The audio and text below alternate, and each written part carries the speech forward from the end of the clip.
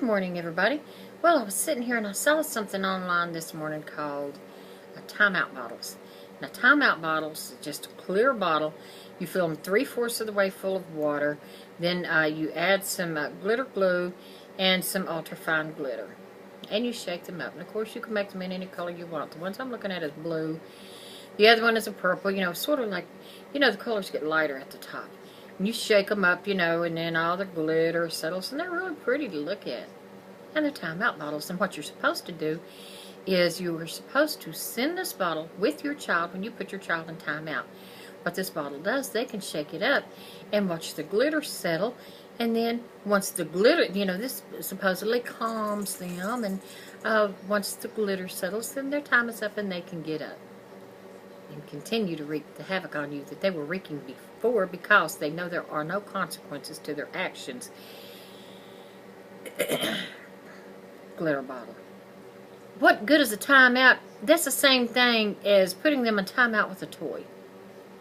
Who does that? Well, never mind. A lot of parents these days do that. I forgot.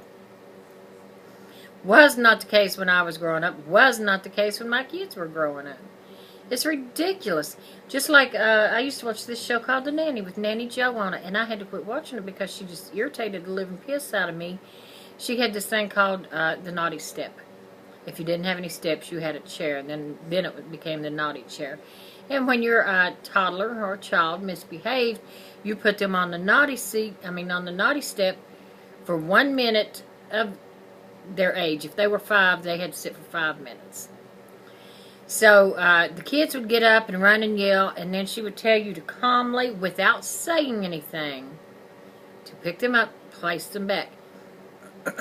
I've seen some parents do this 5 or 6 times before that child would sit still. And that child would be screaming and kicking. And then, after their time's up, she said you have to go down to their level. But you got to stoop down so you can see them eye to eye.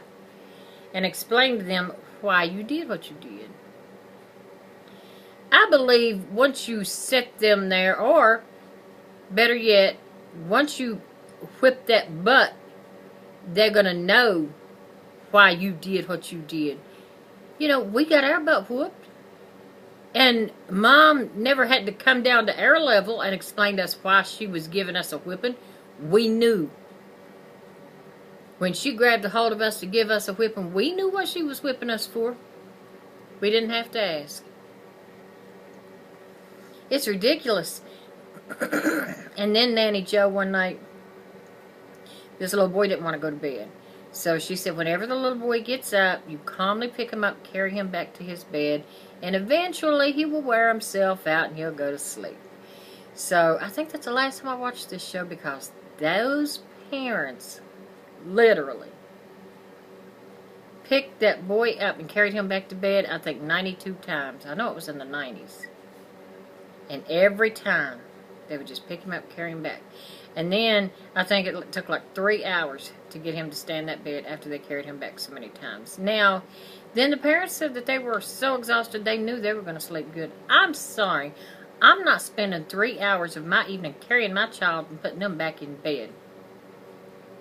You get up one time, I'm going to scold you. You're going back to bed. You get up a second time, you're going to get your butt smacked. And I bet you're not going to get up a third time.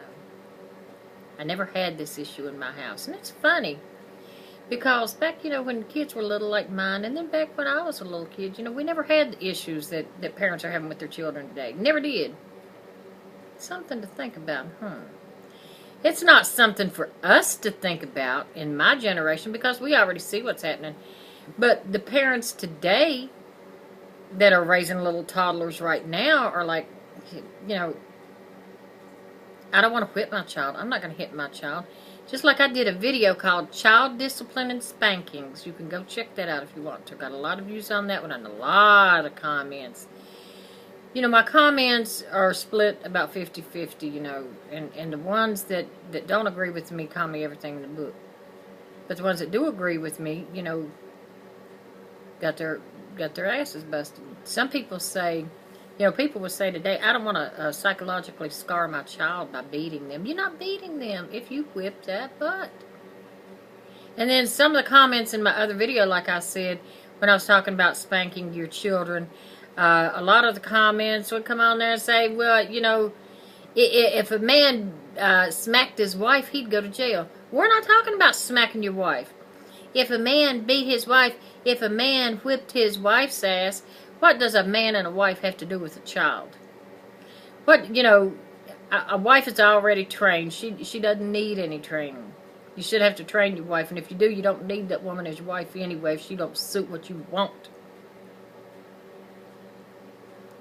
But no, I don't believe in naughty steps. I don't believe in naughty chairs. I do not believe in timeout bottles.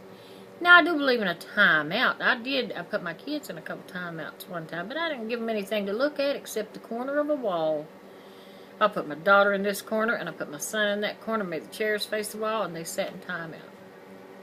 And that's how I did that. So, how do you discipline, and what do you think about the timeout bottles? I mean, these timeout bottles are so pretty, I wouldn't mind having one sitting on my desk. Why am I going to give it to somebody for a timeout?